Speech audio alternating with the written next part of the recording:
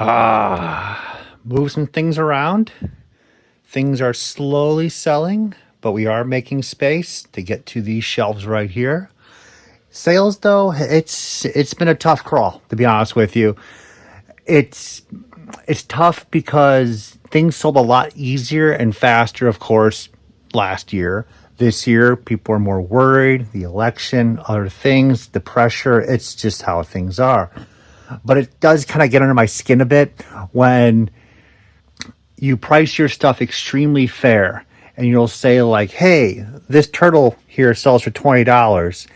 People are asking 30, 40, 50, whatever. So I'll put mine at 20 or 18. And the common thread now is that people just go to the cheapest person, the person selling at the lowest price, and then they'll message them and say, hey, will you do 10? It's getting tough. I had a guy message on the HasLab's Star Saber, dead stock sealed, and he offered me 150, which is less than the actual initial price from HasLab. And the guy was just like, hey man, I missed it when it came out and I'm upset about it. Would you do 150? And you're just like, I can't keep up with this anymore. So I get to whine a little bit with you guys, but it's just how things are. I need to brush it off and do this video. But I am happy to get down here. I am happy to see some space. I am happy to find 2 gunships buried in there. They're not complete, but they just need to go. There's things you look at, like sealed gunships. I want to get my money out of those. Loose ones, just get out of here. Just like, oh, it's tough. I just want the space. So that being said, there was a large tub. I moved it over here. Look at this. I knew it was here because I looked at it like a month ago while doing videos because I had no idea what it was originally. All Power Rangers. Everything. Just hordes and hordes of Power Ranger weapons. I think most of it's going to be action figure oriented versus Megazord, but I really don't know, to be honest with you. So this will be interesting to say the least, but most of it's not big money or anything, but $1 each. It's also like there's no reason you can go through this stuff. And I think that's why it survived so long. It's just not worth the money. But nonetheless, we will deal with it in time. So that's being dealt with. Let's get to our packaged items that we moved in here and I just started taking things, just throwing it in the corner, just stacking it. And now let's deal with it.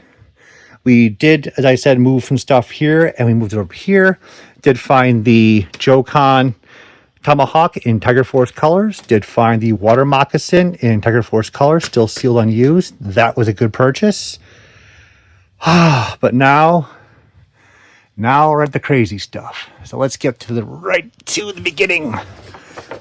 Oh my God, I'm keeping an empty box of the Luke Skywalker lightsaber. So this is our childhood box because we saved everything. And that's just like how the family mentality was. See those Apple IICs up there? Yeah, those are the Apple IICs my parents owned when the system came out. These are the original packages. Nobody threw anything out. That's the problem with this household. Which is why we're dealing with it now. Oh my God.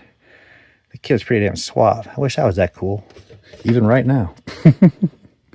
So yeah, this can go just like everything else, Power of the Force 2. It's beloved to a certain extent, but there's no value behind it. If this was sealed in the original box, it would only be $25 most likely. So people have to understand that this was the first lightsaber that extended out of the hilt. That technology right there that you see, this was the first saber that did it in 1995. This is the beginning of all the sabers that slid out of the hilt. And when it came out, it was exciting. And it still is. I feel that like memory of the excitement right there. But nonetheless, I'm going to let it go. It's just how things are. Here we have, okay, it's empty. Oh. No, Ectar. So it's an original box for the Visionaries. I remember getting this probably when I was like 12 years old at a collectible show, and I was all excited, my first Visionary. And I have some paperwork with it, and Ectar, after all the, look at the helmets in there, a little cover, not bad. Box is pretty trash. I remember these things popping up dead stock, sealed. 30 bucks, 40 bucks on eBay. And I think I did pick up one finally, but I was just like, oh my God, they're everywhere. I'll just, this applies to like most of the toys that this person was selling was all dead stock from the East Coast. I'll wait. I'll pick up a couple things. And of course, who knew at that time that the market would jump so high? But Visionaries was an amazing line. The line itself was not successful. Hasbro put a lot of effort into it. What carries it is not just the cartoon, but the design, the posability, the colors, the uniqueness of this. This was in direct competition to Supernaturals from Tonka, which was the other toy line at that time that was utilizing hologram technology. And at that point, hologram technology pretty much got to a point where it was cheaper and it was new and fun. It's easier to make them, I believe, and that allowed for mass production of them, as well as there was just a unique interest in it as they were coming out more and more of the world.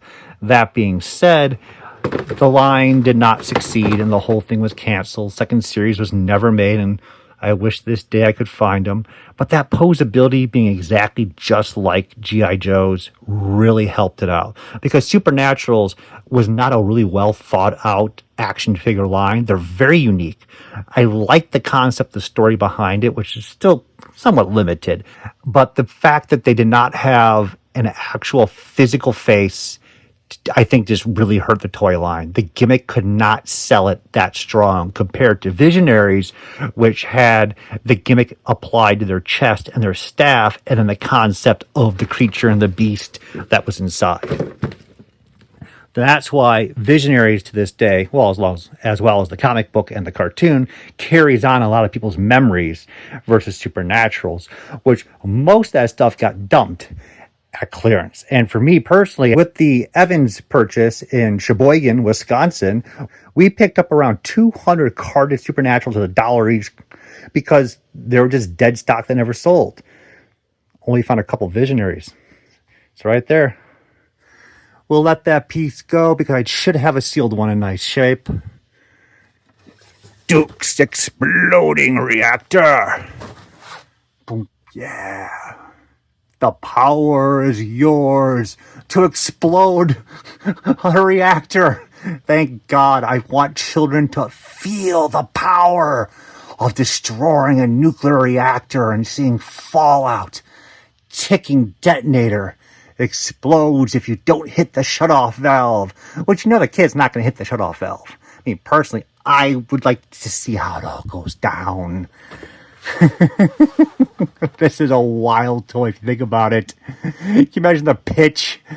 Oh yeah, we're gonna have a nuclear reactor that explodes that kids can play with. This sounds like a great idea. This sounds wonderful. Kids need to know about reactors, especially after Chernobyl.